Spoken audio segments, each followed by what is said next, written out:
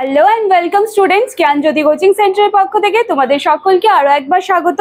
আজকে কিন্তু একাদশ শ্রেণীর শিক্ষা বিজ্ঞানের একেবারে প্রথম দিনের ক্লাস। আমি কিন্তু আজকে থেকেই তোমাদের শিক্ষা বিজ্ঞান যে বিষয়টা আছে তার প্রথম যে ইউনিট আছে শিক্ষার অর্থ, ধারণা এবং সংজ্ঞা, এখান থেকেই কিন্তু আজকে আমি একেবারে শুরু করব। প্রথমে আমি একটু নিজের পরিচয় দিয়ে নিই। আমি তোমাদের ইয়াসমিন ম্যাম এবং আমি কিন্তু তোমাদের এডুকেশন বিষয়টি নিয়ে পড়াবো।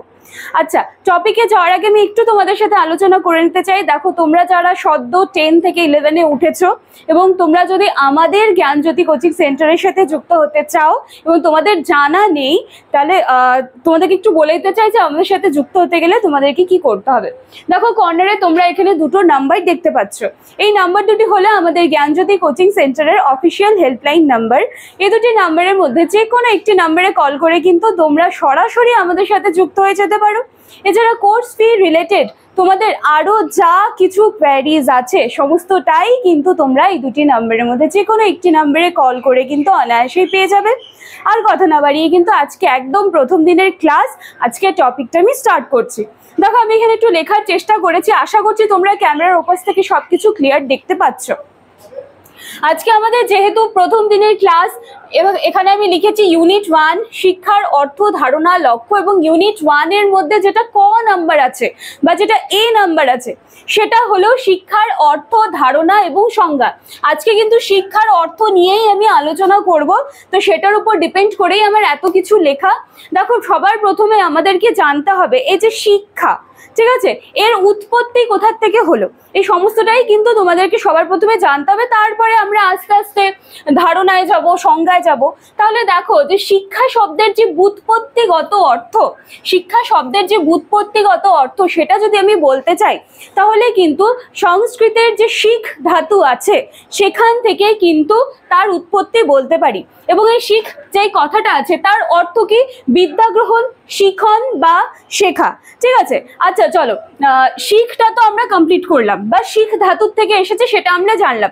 এবার এই যে শিক্ষা, এই শব্দটার একটা সমার্থক শব্দ বিদ্যা হতে পারে না? শিক্ষা, বিদ্যা, তাহলে এই বিদ্যা যে কথাটা আছে সেটাও দেখো, সেটাও কিন্তু সংস্কৃতের বিদ ধাতু থেকে এসেছে। সংস্কৃতের বিদ ধাতু থেকে এসেছে, যার মানে হচ্ছে জ্ঞান অর্জন করা, ঠিক আছে, যার মানে হচ্ছে জ্ঞান অর্জন করা। আসলে কি বলতো, প্রথমেই আমরা যে জিনিসটা দিয়ে শুরু করি, মানে আমাদের আজকে একদম আলোচনার বিষয় হচ্ছে শিক্ষা। তাহলে প্রথম দিনেই কিন্তু আমাদেরকে জানতে হবে এই যে শিক্ষা শব্দটা কোথা থেকে এলো, বা এডুকেশন যেটা, সেটা পরবর্তীতে আমি এখনই আলোচনা করব। তার ব্যুৎপত্তিগত অর্থগুলো কি, এগুলো কিন্তু প্রথম দিনে একেবারে ক্লিয়ার রাখতে হবে।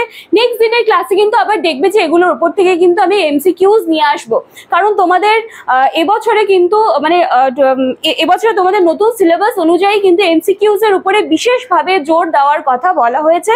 তো সেই মতোই আমি আমার ক্লাসটা এভাবেই রাখবো যে প্রথম দিনে কোনো একটা চ্যাপ্টারের মনে করো টপিক আছে, সেটা পুরোটা আমি কনসেপ্টে ক্লিয়ার করে দেবো, এবং নেক্সট দিনের ক্লাসে কিন্তু সেটার অবশ্যই এমসিকিউজ নিয়ে আসবো। তো চলো, আচ্ছা, এরপরে শিক্ষা শব্দের ব্যুৎপত্তিগত অর্থ কিন্তু আমরা জানলাম। এরপরে আমাদেরকে জানতে হবে যে এডুকেশন শব্দের ব্যুৎপত্তিগত অর্থ কি। দেখো, নানান ভাষাতত্ত্ববিদদের মতে এই যে এডুকেশন যে শব্দটা, তার যে ব্যুৎপত্তিগত অর্থ রয়েছে সেটা কিন্তু তারা 5 রকমের মতামত দান করেছেন, এবং এই 5 রকমের মতামত দান কিন্তু আমি একটু লেখার চেষ্টা করেছি। দেখো, প্রথমত, দ্বিতীয়ত, তৃতীয়, চতুর্থ, পঞ্চম রয়েছে। সবার প্রথমে রয়েছে এডুকেশিও। এখানে কি বলা হয়েছে যে, আচ্ছা, তার আগে আমি এটা বোঝানোর আগে একটু বলে দিই যে দেখো, এডুকেশিও যে কথাটা আছে সেখানে কিন্তু আবার দুটা শব্দের সংমিশ্রণ আছে। ই, যদি প্রথমের ইটা আমি দেখি সেটা হচ্ছে কি বলতো, থেকে, এবং বাকি ডিইউসিও যেটা আছে সেটা হচ্ছে অন্তর্নিহিত, তার মধ্যে লুকিয়ে থাকা যে জিনিসটা। তো সেটার উপর বেস করেই কিন্তু দেখো, যদি ব্যাখ্যা করতে চাই সেই জিনিসটা আবার ঘুরে আসছে যে এডুকেশিও মানে হচ্ছে শিশুর মধ্যে লুকিয়ে থাকা সম্ভাবনাগুলিকে প্রকাশে সাহায্য করা, এবং অবশ্যই এটা কিন্তু একটা ল্যাটিন শব্দ। দেখো, প্রত্যেকটাই কিন্তু এখানে ল্যাটিন শব্দ, সেজন্য আমি এভাবে কিন্তু লিখে রাখার চেষ্টা করেছি। আচ্ছা, এটা হয়ে গেল প্রথমত। এরপরে দেখো, দ্বিতীয়ত কি আছে, এডুকেয়ার।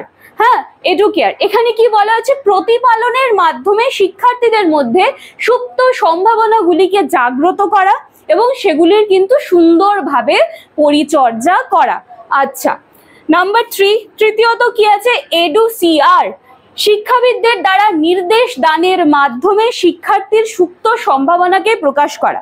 এই যে 3 নম্বরে যেটা আমি বললাম যে এডুসিআর, এটার মানে কিন্তু নির্দেশ দান করা, এবং সেটার উপর নির্ভর করেই কিন্তু দেখো তার ব্যাখ্যাটাও সেভাবে বলা আছে যে শিক্ষাবিদদের দ্বারা নির্দেশ দানের মাধ্যমে প্রত্যেকটি শিক্ষার্থীর মধ্যেই কিন্তু কম বেশি পসিবিলিটিস থাকে, এবং অ্যাজ আ টিচার সবসময় এটাই চেষ্টা করা উচিত যে প্রত্যেকটা বাচ্চার মধ্যে সেই যে লুকানো পসিবিলিটিস গুলো আছে সেইগুলো যেন সে সঠিক সময় তার জীবনে যেন কাজে লাগাতে পারে। এবং যত আমরা এই টপিকটা এগোবো আমরা কিন্তু এই সব কিছুর একটাই মূল কথাই পাবো যে শিক্ষার্থীদের মধ্যে যে সুপ্ত যেই কি বলবো পসিবিলিটিস গুলো আছে, যে লুকোনো যে বিকাশটা আছে, সেটাকেই কিন্তু আমাদেরকে জাগিয়ে তুলতে হবে। আচ্ছা দেখো, চতুর্থে কি বলেছে? এডুকেটাম, এখানে কি হচ্ছে? শিক্ষাদানের কাজ, শিক্ষাদানের কাজের কথা বলা হয়েছে। এবং পঞ্চমে রয়েছে এডুকেটার্স, এখানে কি বলা হচ্ছে? যে প্রতিপালনের মাধ্যমে শিক্ষার্থীকে বিভিন্ন বিষয়ে প্রশিক্ষণ দেওয়া। তাহলে এই 5 ধরনের মতামত জানলাম। এই মতামতটা কাদের? নানান ভাষাতত্ত্ববিদদের মতে কিন্তু এই 5 রকমের মতামত দেওয়া হয়েছিল। এছাড়াও ইন্দো আর্য সাহিত্য অনুযায়ীও কিন্তু এই যে শিক্ষা যে কথাটা, সেই শিক্ষাকে কিন্তু বা শিক্ষার যে অর্থ সেটা প্রকাশ করতে গিয়েও কিন্তু আরো 4 রকমের শব্দের ব্যবহার করা হয়েছে, যেগুলো আমি একটু তোমাদেরকে বলে দিচ্ছি, যেটা হচ্ছে শিখ, অধ্যয়ন, বিনয় এবং প্রবোধ। ঠিক আছে, তো চলো আজকে আমার জাস্ট কিন্তু আলোচনার বিষয় এইটুকুই ছিল যে শিক্ষার অর্থটা কি। ঠিক আছে, আমি আজকে সেটাই আলোচনা করিয়ে দেওয়ার চেষ্টা করলাম। এটার ওপরে কিন্তু অবশ্যই আমি এমসিকিউ নিয়ে আসবো। আজকে প্রথম দিনের ক্লাস, আশা করি তোমাদের ভালো লাগবে ক্লাসটি। ভালো লাগলে কিন্তু তোমরা আমাদের সাথে সরাসরি যুক্ত হয়ে যেতে পারো। আচ্ছা, নেক্সট দিনের ক্লাসে কিন্তু এমসিকিউজ নিয়ে দেখা হচ্ছে, এবং এই টপিকগুলো কিন্তু এখন আমি রেগুলারই আসতে থাকবে তোমাদের সামনে। তো চলো ততক্ষণের জন্য বা ততদিনের জন্য আজকের ক্লাসটা দেখে নিই, এবং নেক্সট দিনের ক্লাসের জন্য ওয়েট করো। Thank you.